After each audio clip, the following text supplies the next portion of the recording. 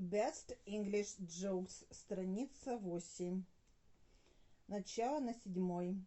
Jim was driving along the road one day when the local policeman, his friend, signaled him to stop. "What's wrong, Eric?" Jim asked. Страница 8.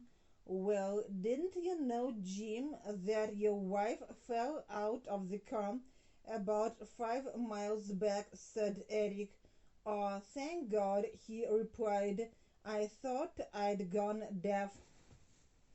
Napoleon was talking to a colonel of a Hungarian army who had been taken prisoner in Italy. The colonel mentioned he had fought in the army of Maria Theresa. "You must have a few years under your belt," said Napoleon. "I'm sure I've lived 60 or 70 years," replied the colonel. "You say," Napoleon continued, "you have not counted the years you have lived." The colonel replied, "Sir, I always count my money, my shirts, and my horses, but as for my years, I know nobody who wants to steal them, and I'm sure I will never lose them." A woman is telling her friend, "It is I who made my husband a millionaire." "And what was he before you married him?" the friend asks. The woman answers, "A billionaire." A little girl was talking to her teacher about whales. The teacher said it was impossible for a whale to eat a human, because though it was a very large animal, its throat was very small. The little girl said that a whale ate John. The teacher said again that a whale could not eat a human. It was impossible. The little girl said, "When I get to heaven, I will ask John." The teacher asked, "What if John went to hell?" The little girl replied, "Then you ask him." To be taken prisoner, быть захваченным. Maria Theresa, Мария Терезия, 1717-1780, правительство Австрии, Венгрии и некоторых других владений. You must have a few years under your belt. Должно быть, у вас уже много лет за плечами. Страница 9. Blank faces, непонимающие лица. Shall not perish from the earth, не исчезнет с лица земли. You should be ashamed, вам должно быть стыдно. I'm going to throw up, меня сейчас вырвет. To faint, упасть в обморок. Pearl necklace, жемчужное ожерелье. It was the first day of school, and a new pupil named Martinez, the son of a Mexican shopkeeper, entered the 4th grade. The teacher said, "Let's begin by reviewing some American history." Who said, "Give me liberty" or "Give me death"? She saw a whole room of blank faces, except for Martinez, who had his hand up. Patrick Henry, 1775. Very good. Who said, "Government of the people, by the people, for the people, shall not perish from the earth"? Again, no answer except for Martinez. Abraham Lincoln, 1863, said Martinez. The teacher said, the class, you should be ashamed. Martinez, who is new to our country, knows more about its history than you do." She heard a loud whisper, "Go to hell, Mexicans." Who said that? She asked strictly. Martinez put his hand up. Jim Bowie, 1836. At that point, a pupil in the back said, "I'm going to throw up."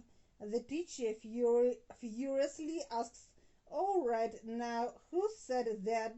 Again, Martinez says, "George Bush to the Japanese Prime Minister, 1991. Now, with almost a hysteria, someone says, "You little monster, if you say anything else, I'll kill you." Martinez cries at the top of his voice. Gary Condit to Gundra Levy, 2001. The teacher fainted, and as the class gathered around the teacher on the floor, someone said, "Oh, we are in big trouble." Martinez said, Saddam Hussein, 2003.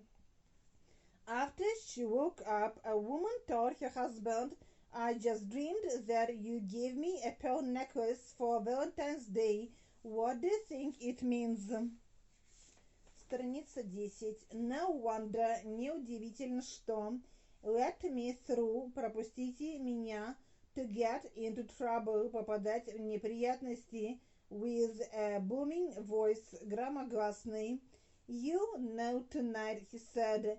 That evening the man came home with a package and gave it to his wife. She opened it gladly and found a book, The Meaning of Dreams, inside. A car was crushed in an accident in a street. No wonder many people gathered around it. A journalist wanted to get this story very much, but he could not get near the car. He was clever and started to shout loudly, "Let me through, let me through. I am the son of the victim." The people made way for him. Lying in front of the car was a horse. A couple had two little boys, 8 and 10 years old, who were very mischievous. They were always getting into trouble, and their parents knew that if anything bad happened in their town, it was probably their son's fault.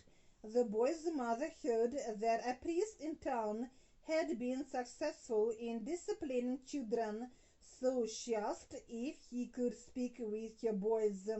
The priest agreed, but asked to see them individually. So the mother sent her 8-year-old first in the morning, with the older boy to see the priest in the afternoon. The priest, a large man with a booming voice, sat the younger boy down and asked him strictly, "Where is God?" The boy's mouth opened and his eyes became wide, but he made no answer. So the priest repeated the question in an even stricter tone, "Where is God?" Again the boy didn't answer. So the priest raised his voice even more and shook his finger in the boy's face and asked, "Where is God?" Страница 11. To be missing, пропадать. To go on, продолжать. The boy cried and ran away directly home to hide in his room. When his older brother found him there, he asked, "What happened?" The younger brother replied, "We are in big trouble this time, bro. God is missing and they think we did it." A man and his wife were having some problems at home and didn't talk with each other. Suddenly, the man realizes that the next day he would need his wife to wake him at 5 for an early morning business flight. Not wanting to be the first to break the silence and rules, he wrote on a piece of paper, "Please wake me at 5 a.m. He left it where he knew she would find it. The next morning the man woke up and saw that it was 9 and he had missed his flight.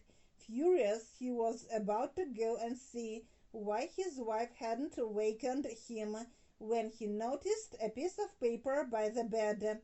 The paper said, "It is 5, wake up." A boy was standing on the corner and selling newspapers. He was shouting, "Read all about it. 50 people swindled. 50 people swindled."